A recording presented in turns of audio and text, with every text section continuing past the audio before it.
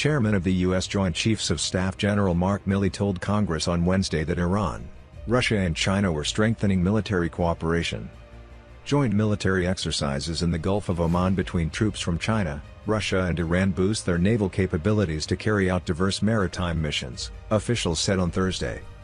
Australia was recently involved through the multi-billion-dollar AUKUS pact to build nuclear submarines with the US and UK. It is unclear whether this development could lead to a greater Russian and Chinese presence in the Middle East.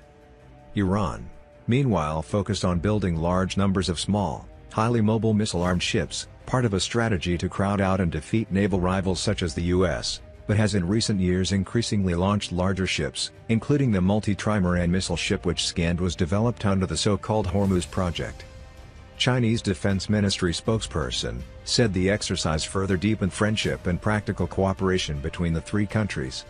China's defense ministry also said that Beijing is willing to work with the Russian military to strengthen strategic communication and coordination.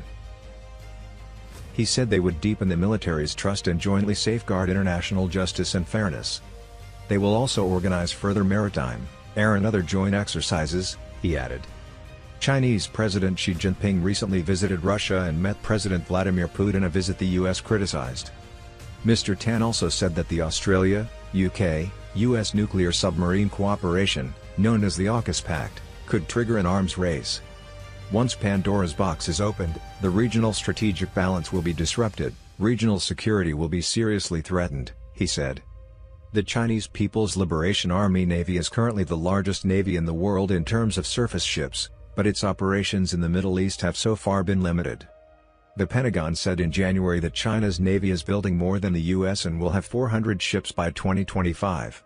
The US Navy hopes to have 350 ships by 2035.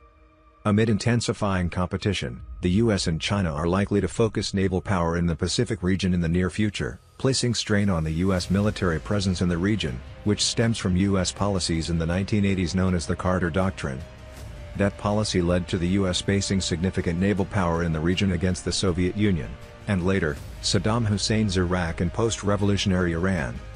In recent years, that mission has shifted to combating piracy, drug and arms smuggling, working with allies in the 34-nation Naval Task Force,